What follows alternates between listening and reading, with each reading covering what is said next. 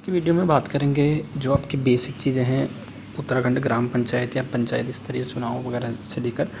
तो ये किस अधिनियम से हुए थे, कब हुए थे, क्या हुए थे, उसके बारे में आपको सारी डिटेल इसमें मैथ देखने को मिलेगी।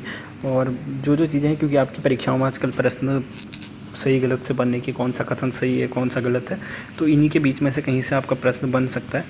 तो आप एक बार इस वीडियो को देख लीजिए और इसमें आपको अंत में जो अभी हाल ही में आपके त्रिस्तरीय चुनाव हुए थे ग्राम पंचायत या जो भी हुए थे ग्राम पंचायत त्रिस्तरीय वाले, तो उसके जो डेटा है ये भी आपके लिए महत्वपूर्ण रहने वाले हैं कि कौन से ज़िले में कब कितने और राज्य का टोटल कितना रहा था, तो ये भी आपको देखने मिलेगा। तो चलिए शुरू से शुरू करते हैं, पहले आपको ले चलते हैं ऊपर से। तो उत्तराखंड राज्य के गठन के बाद जो हुआ था आपका 9 नवंबर 2000 को हुआ था, ये आप सभी को पता है। और इसमें जो राज्य निर्वाचन आयोग है इसका जो गठन हुआ था, ये चीज़ आपके लिए वो 30 जुलाई 2001 को हुआ था।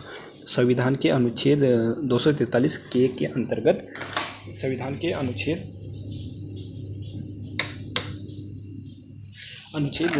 243 के और 243 जेड ए तथा अन्य संबंधित अधिनियमों के नियमों के अंतर्गत उत्तराखंड में पंचायतों और शहरों से स्थानीय निकायों के चुनाव राज्य निर्वाचन आयोग द्वारा कराए जाएंगे। तो ये चीज़ है। तो आपको इसमें जो ध्यान रखने वाली बातें हैं, एक तो ये है कि उत्तराखंड जो निर्वाचन आयोग है उसका गठन कब हुआ था, 30 जुलाई 2001 को हुआ था और संविधान के अनुच्छेद 243 के अंतर्गत किया गया था। तो ये आपके लिए प्रश्न बन सकता है। और संविधान के अनुच्छेद जो 243 के से लेकर 243 जेड ए या ये जो है ये उत्तराखंड के पंचायती और शहरों निकायों से अलग अलग चीज़ें आपको देखने को मिल सकती है। और राज्य निर्वाचन आयोग चुनाव करवाता है, ये चीज़ आप सभी को बेसिक से पता होगी। अब इसमें अधिनियम वगैरह देखने की कब इसमें बदलाव हुआ, कब क्या हुआ था। तो जो 2016 से पहले था वो तो आपका जो उत्तर प्रदेश का जो अधिनियम बना था उस हिसाब से चलता था। तो लेकिन 2016 से लेके 4 अप्रैल 2016 से है शायद 4 अप्रैल ये शायद और 2016 है। तो इस अधिनियम के बाद उत्तराखंड पंचायत राज में जो संशोधन किया गया था, तो इसमें जो उक्त धारा आई थी 1459/96 के अनुसार ग्राम पंचायतों के प्रधान, उप प्रधान और सदस्यों, क्षेत्र पंचायत के प्रमुख, उप प्रमुख और सदस्यों तथा जिला पंचायत के अध्यक्ष, उपाध्यक्ष, ये जो चीज़ें हैं ये सभी राज्य निर्वाचन आयोग कराएगा। ये पहले भी था लेकिन कुछ बदलाव उसमें देखने को मिले। तो आपको सिंपल से ये याद रखना कि अधिनियम कब बना, 2016 में। और उस अधिनियम में भी संशोधन फिर किया गया था 2019 में। और इसमें जो आपका है तो ये चीज़ आपको एक चीज़ ये महत्वपूर्ण है थोड़ा, इसका विस्तार संपूर्ण जो 2016 का अधिनियम था ना उसका जो विस्तार है संपूर्ण उत्तराखंड पर होगा, सिवाय उत्तर प्रदेश नगर महापालिका अधिनियम 1959 हो गया और उत्तर प्रदेश नगर पालिका अधिनियम 1916 और छावनी बोर्ड अधिनियम 1914 के अंतर्गत आने वाले किसी भी क्षेत्र या तद संबंधी अधिनियमों के अंतर्गत आने वाले किसी क्षेत्र। तो पूरे उत्तराखंड पे तो रहेगा ही रहेगा, लेकिन उसके अलावा जो नहीं रहेगा वो चीज़ बताई है जो उत्तर प्रदेश नगर महापालिका अधिनियम जो 1959 हो गया और 1916 हो गया, 1924 जो छावनी बोर्ड के अंतर्गत, ये जो इसके अंतर्गत आते हैं वो उन पर ये लागू नहीं होगा। ठीक है। और जो 18 साल की आयु वाले हैं ये आप बेसिक सी जानकारी है। और फिर यहाँ पर है आपका ग्राम सभा की बैठकों का कार्य। तब प्रत्येक ग्राम सभा प्रत्येक वर्ष त्रैमासिक आधार पर 4 साधारण बैठकें आयोजित करेगी। तो 4 साधारण बैठकें आयोजित करेगी प्रत्येक वर्ष, जिसकी अध्यक्षता संबंधित ग्राम पंचायत के प्रधान द्वारा की जाएगी। परंतु प्रधान किसी भी समय या विहित प्राधिकारी द्वारा लिखित अध्यापेक्षा, चलिए आपके लिए उतना वो नहीं है, इसको छोड़ देते हैं। और फिर इसके बाद है एक चीज़ ये आपके लिए थोड़ा सा ये ध्यान रखने वाली बात है, जो ग्राम सभा की जो बैठकें होती है वो केवल सार्वजनिक सरकारी भवनों या ग्राम पंचायत के खुले स्थान पर आयोजित की जाएंगी। तो ये चीज़ आपको ध्यान रखने वाली है। और अगर ग्राम प्रधान या उप प्रधान के घर पर बैठक बुलाई जाती है तो उसको अवैध माना जाएगा, वो वैध नहीं माना जाएगा। बस ये चीज़ आपको इसमें ध्यान रखने वाली है। और जो इसकी गणपूर्ति है, तो जैसे आपने लोकसभा या राज्यसभा उसमें भी अलग अलग प्रकार की गणपूर्ति होती है कि कितनी बैठक में कुल कितने सदस्य वगैरह, तो उस हिसाब से ये भी है। तो ग्राम सभा की बैठक बुलाने के लिए गणपूर्ति, ग्राम सभा की बैठक बुलाने के लिए कुल सदस्यों की 1/5 संख्या अथवा कुल परिवारों के आधे परिवारों के प्रतिनिधियों की उपस्थिति आवश्यक है। तो ये इतना याद रखना आपने, 1/5 या कुल जो परिवारों के आधे से अधिक परिवारों के प्रतिनिधियों की उपस्थिति आवश्यक होगी। तो ग्राम सभा की बैठकों के लिए ये है। और फिर एक चीज़ इसमें ध्यान रखने वाली छोटी सी ये बात है, तो यदि महिला प्रधान है अगर, तो या उप प्रधान है, सदस्य के स्थान पर उसके पति या अन्य पारिवारिक सदस्य या रिश्तेदार बैठकों की अध्यक्षता करते हैं और ग्राम सभा के पंचायतों के कर्तव्य का निर्वहन करते हैं। तो इसका कहने का मतलब ये है कि अगर कोई महिला ग्राम प्रधान है, उप प्रधान वगैरह है, तो उसकी जगह पर उसके पति वगैरह ग्राम सभा की बैठक की अध्यक्षता करते हैं, तो उनके लिए इसमें ये प्रावधान है कि जो उक्त महिलाएं जो उसके बैठकों की अध्यक्षता करने वाले और कर्तव्य का निर्वहन करने वाले संबंधित व्यक्ति को दोनों को पंचायत के तीनों स्तरों के जो आगामी सामान्य चुनाव के लिए अयोग्य घोषित किया जाएगा। अगर वो बैठक की अध्यक्षता करते हैं तो फिर जो आने वाली चुनाव होंगे उसमें वो अयोग्य घोषित कर दिए जाएंगे। और एक चीज़ ये भी आपका शौचालय न होने पर अयोग्यता, अगर शौचालय नहीं है तो ये आपका अधिनियम आया था, तो पुनर्निवास अधिनियम 2013 के प्रावधानों के समक्ष न्यायालय द्वारा दोषी ठहराया जाता है। तो इसमें आपको छोटी सी बात ये रखनी कि शौचालय ना होने पर भी वो चुनाव नहीं लड़ सकते। और यदि कोई व्यक्ति प्रधान या उप प्रधान या ग्राम पंचायत के सदस्यों का पद धारण करने के लिए अयोग्य होगा, मतलब वो योग्य नहीं होगा, तो वो होगा आपका, अगर वह संसद या राज्य विधानमंडल का सदस्य है तब भी वो नहीं होगा, या प्रमुख, वरिष्ठ, उप प्रमुख, कनिष्ठ उप प्रमुख, या किसी क्षेत्र पंचायत का सदस्य, या किसी जिला पंचायत सदस्य का अध्यक्ष या उपाध्यक्ष या सदस्य, या किसी सहकारी समिति का अध्यक्ष या उपाध्यक्ष सदस्य, या नगर या नगर प्रमुख, जो भी मतलब आपके ये पद हैं, या छावनी बोर्ड का अध्यक्ष या उपाध्यक्ष सदस्य हैं, तो वो सिंपल सी कहने की बात है कि वो ग्राम प्रधान या उसके जो चुनाव है वो नहीं लड़ सकेगा। और ग्राम पंचायत के उसके पदाधिकारियों का कार्यकाल, तो उनका जो कार्यकाल है वो आपका हो जाएगा, ये आपको पहले से भी मालूम होगा कि जो उनकी प्रथम बैठक होती है उसकी जो तिथि होती है उस तिथि से लेकर 5 साल तक बनी रहेगी। मतलब वो जब भी बने उससे मतलब नहीं है कि आज चुनाव का रिजल्ट आ गया है तो आज ही से वो ग्राम प्रधान बन जाएंगे, ऐसा नहीं है। जिस दिन वो पहली बैठक होगी उसी दिन से वो मानी जाएगी 5 साल के लिए।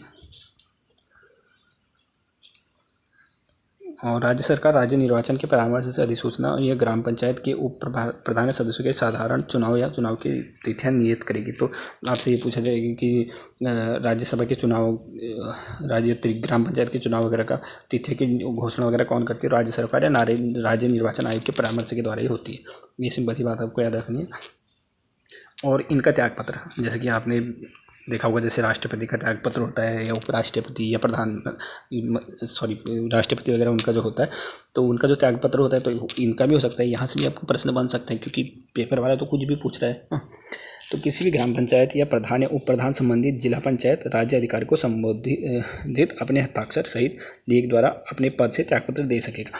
तो आपके लिए सिंपल सी ये बात है कि अगर प्रधान या उप प्रधान अगर वो त्यागपत्र देना चाहता है तो किसको देगा? तो हो जाएगा जिला पंचायत राज अधिकारी को। तो इसको देगा अपने मतलब हस्ताक्षर सहित, और इसमें लेख लिखेगा और हस्ताक्षर सहित वो त्यागपत्र देगा। और इसमें फिर आगे देखिए, परंतु यदि त्यागपत्र प्रस्तुत करने की तिथि से 15 दिन की अवधि के भीतर त्यागपत्र स्वीकार नहीं किया गया है, तो मान लीजिए अगर उन्होंने अपना जो ग्राम प्रधान है उसने हस्ताक्षर करके जो भी दे दिया पत्र, अगर उस 15 दिन तक कोई कार्रवाई नहीं हुई तो 15 दिन के बाद स्वतः ही मतलब अपने आप ही स्वीकृत समझा जाएगा कि वो त्यागपत्र मंजूर हो गया है। तो ये आपके लिए इसमें ये है। तो 15 दिन की ये चीज़ आपको थोड़ी बहुत ध्यान रखने वाली बातें हैं। और ग्राम पंचायत के प्रधान के पदों की आकस्मिक रिक्तियों को भरना, या जैसे अगर किसी चीज़ होती है तो उसमें भरने के लिए भी ये चीज़ आपको ध्यान रखना है। चलो इसको देखते हैं। यदि प्रधान, उप प्रधान या ग्राम पंचायत के सदस्य के पद में उसकी मृत्यु पद से हटाए जाने, त्यागपत्र देने, उसके निर्वाचन को रद्द कर दिए जाने या पद की शपथ लेने से इनकार करने के कारण रिक्त स्थान की तिथि से 6 माह की अवधि की समाप्ति के पूर्व कोई रिक्त उत्पन्न होती है तो उसे उसके कार्यकाल के शेष समय के लिए यथासंभव निर्धारित तरीके से भरा जाएगा। देखो, अगर मान लीजिए 6 महीने बचे हुए हैं कि जैसे ग्राम प्रधान है, अगर 6 महीने से उसके ज़्यादा बचे हैं तो तब तो वो जो शेष कार्यकाल होता है उसी के लिए बनेगा, लेकिन उसी निर्धारित तरीके से भरा जाएगा। और मान लीजिए अगर 6 महीने से कम, जैसे 2 महीने या 3 महीने बचे हैं, तब ऐसी स्थिति आ जाएगी तो तब कोई चुनाव नहीं होंगे। और अविश्वास प्रस्ताव, तो ये भी आपके लिए महत्वपूर्ण हो सकता है। तो प्रधान और प्रधान के विरुद्ध अविश्वास प्रस्ताव अगर लाना हो तो उसके लिए क्या क्या चीज़ें रहेंगी ये देखते हैं। तो आपका देखते हैं इसमें, प्रधान प्रस्ताव प्रस्तुत करने के आशय की लिखित सूचना जिस पर तत्कालीन ग्राम सभा के कुल सदस्यों के कम से कम 1/4 सदस्यों द्वारा हस्ताक्षर किए गए हों। तो अगर प्रधान के खिलाफ अगर प्रस्ताव लाना है, अविश्वास प्रस्ताव, जैसे आप इसको सिर्फ सीधे उससे रिलेटेड करके देखिए, जैसे राष्ट्रपति उपराष्ट्रपति, तो वो देश के लिए हो गए, फिर राज्य के लिए जैसे हो गए आपके राज्यपाल या मुख्यमंत्री वगैरह जो भी है उसके लिए हो गया, तो ऐसे ही इसके लिए भी हो गया। तो इसके लिए आपका इसमें याद रखने वाली ये बात है कि कुल सदस्यों के कम से कम एक चौथाई सदस्यों के जो हस्ताक्षर है वो होने चाहिए, और लिखित सूचना में हस्ताक्षर करने वाले कम से कम 5 सदस्यों द्वारा प्रस्ताव की एक प्रति जिला पंचायत राज अधिकारी को व्यक्तिगत रूप से प्रस्तुत की जाएगी। तो इसमें भी आपका जिला पंचायत राज अधिकारी ही मेन होगा। और अगर उप प्रधान के खिलाफ लाना हो तो उसके लिए आपका 1/3 निर्वाचित सदस्यों के बहुमत से पारित माना जाएगा। तो उसमें 1/4 है प्रधान में, और उप प्रधान में 2/3।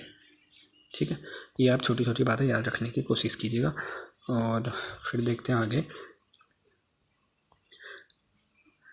परंतु यह है कि प्रधान एवं उप प्रधान के विरुद्ध अविश्वास प्रस्ताव के उसके निर्वाचन के 1 वर्ष अवधि के भीतर उसके कार्य की समाप्ति से 6 माह से पूर्व। तो देखो इसमें भी आपके लिए सिंपल सी ये प्रावधान है कि 1 साल या 6 महीने का अगर समय बचाओ तो तभी ला सकते हो, अगर उसके कम समय बचाओ तो आप नहीं लिया जाएगा। ये चीज़ आपको सिंपल सी याद रखनी है, बस हो गया। और ग्राम पंचायत के सामान्य कार्य, तो कार्य वगैरह हैं, तो कार्य देख लेते हैं। तो पंचायतों के विकास के लिए योजना बनाना तथा ग्राम सभा के अनुमोदन के पश्चात उसे निर्धारित पदाधिकारी को भेजना, ग्राम सभा का वार्षिक बजट तैयार करना, ग्राम सभा से पारित होने के बाद उसे निर्धारित प्राधिकारी को भेजना, प्राकृतिक आपदाओं की स्थिति में राहत कार्यों में सहायता करना, सामुदायिक कार्यों के लिए शैक्षिक दान और योगदान का प्रबंध करना। तो इतनी चीज़ें हैं, लेकिन आजकल के ग्राम प्रधान वगैरह जो भी हैं इतना तो करते नहीं है किसी कोई भी। पंचायत के आवश्यक डेटा और डेटाबेस को बनाए रखना, ग्राम पंचायत द्वारा दिए गए कार्यों का विवरण ग्राम सभा की बैठकों में प्रस्तुत करना। और उसके बाद है प्रधान की अनुपस्थिति में उप प्रधान के सभी कार्य, मतलब प्रधान की अनुपस्थिति में उप प्रधान सभी कार्यों की कर्तव्य की जिम्मेदारी निहित करेगा। जैसे राष्ट्रपति है तो राष्ट्रपति के बाद उपराष्ट्रपति आता है, तो उसी प्रकार से यहाँ भी वही चीज़ लागू होती है। तो उप प्रधान सभी कार्यों में, जब प्रधान स्थायी समितियों की अध्यक्षता करेगा जिसका यह पद अध्यक्ष होगा, तथा संबंधित समितियों के कार्यों की सुनवाई करके उसका विवरण ग्राम पंचायत के सामने प्रस्तुत करेगा। और फिर इसमें ज़्यादा कुछ है नहीं। और एक चीज़ आपको ये याद रखने वाली बात है, तो ये देख लेते हैं एक बार इसको, ये तो थोड़ा ज़रूरी लग रहा है। तो ग्राम पंचायत और नगर पंचायत के बीच विवाद, तो अगर ग्राम पंचायत और नगर पंचायत के बीच विवाद हो जाए तो इसके बीच में क्या होता है, यदि किसी ग्राम पंचायत के अधिकार क्षेत्र के संबंध में या 2 या अधिक ग्राम पंचायतों के बीच किसी नगर पंचायत के बीच कोई विवाद उत्पन्न होता है तो उसे विहित प्राधिकारी को भेजा जाएगा जिसका निर्णय अंतिम होगा, और उस पर किसी न्यायालय में प्रश्न नहीं किया जाएगा। तो सिंपल से आपको इसमें मेन चीज़ याद रखने वाली ये बात है कि अगर प्रश्न बनेगा कि ग्राम पंचायत और नगर पंचायत के बीच जो विवाद होते हैं वो न्यायालय में प्रस्तुत किए जा सकते हैं, नहीं किए जा सकते, तो वो न्यायालय में प्रस्तुत नहीं किए जा सकते। वो जो अधिकारी होगा, जो उसी का अंतिम निर्णय होगा, उसी को मान्य माना जाएगा, उसके अलावा आप न्यायालय में नहीं जा सकते हो। तो सिंपल सी ये बात है इसके कहने का मतलब। और ग्राम पंचायत के अभिलेखों की अभिरक्षा और उसे प्रमाणित करने का तरीका, तो ग्राम पंचायत के सभी अभिलेख उसके प्रधान के अभिरक्षा में होंगे। ग्राम पंचायत का सचिव उन अभिलेखों के रखरखाव के लिए उत्तरदायी होगा जो ग्राम प्रधान की देख रेख में है। तो सिंपल सी ये तो छोटी सी बात है। और अब देखते हैं कुछ जो आपके अभी 2025 में ये त्रिस्तरीय चुनाव हुए हैं, तो उससे संबंधित प्रश्न उत्तर देखते हैं।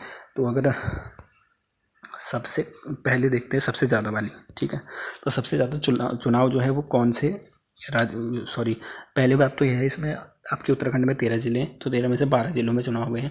जो हरिद्वार है वहाँ पर नहीं हुए। एक चीज़ ये आपको याद रखने वाली है। और दूसरी चीज़ आपके लिए ये ज़रूरी है कि सबसे ज़्यादा चुनाव कौन से ज़िले में रहे, तो 83.21% आपके रहे हैं उधम सिंह नगर में। और उसके बाद अगर सबसे कम की बात करें तो वह हमारे ज़िले उत्तराखंड में रहे हैं।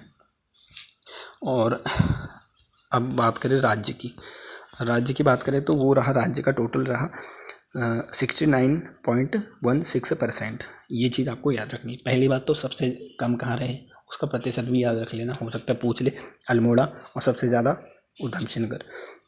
और राज्य की बात करें तो 69 रहा था, 69.17% रहा था राज्य का।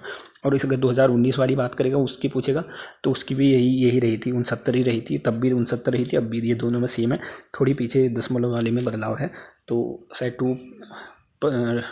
2.25% ऐसी है लास्ट में, ठीक है। और अब अगर थोड़ी सी और याद रखने की बात करें तो बढ़ते हुए क्रम में कि सबसे ज़्यादा कौन कौन से ज़िलों में रहे थे, तो पहले पे आपका आ जाएगा उधम सिंह नगर, और उसके बाद आपका आ जाएगा उत्तरकाशी आ जाएगा 78, और फिर उसके बाद आ जाएगा देहरादून 77 और फिर आपका आ जाएगा नैनीताल 74। तो ये 4 आपको याद रखने हैं। पहला उधम सिंह नगर, फिर उत्तरकाशी, फिर देहरादून और फिर उसके बाद आपका है नैनीताल। तो ये टॉप पहले पर हो गया। और सबसे कम की बात करें तो सबसे कम की बात करते हैं तो पहले पर हमारा ज़िला अल्मोड़ा रह गया और उसके बाद आपका रह गया 60% रहा था टिहरी गढ़वाल का, फिर उसके बाद 61 रहा था पौड़ी गढ़वाल का और फिर 62 रहा था रुद्रप्रयाग का। और इससे कम वाली तो नहीं है ना कोई। हाँ तो यही है। तो अल्मोड़ा हो गया और उसके बाद पौड़ी गढ़वाल हो टिहरी गढ़वाल, फिर पौड़ी गढ़वाल और फिर रुद्रप्रयाग। तो ये आपके रहे 4। तो ये छोटी सी वीडियो थी और आगामी परीक्षाओं के लिए आपके लिए महत्वपूर्ण हो सकता है। तो ठीक है, आगे और ऐसी कोई अच्छी वीडियो होगी तो प्रस्तुत करूँगा।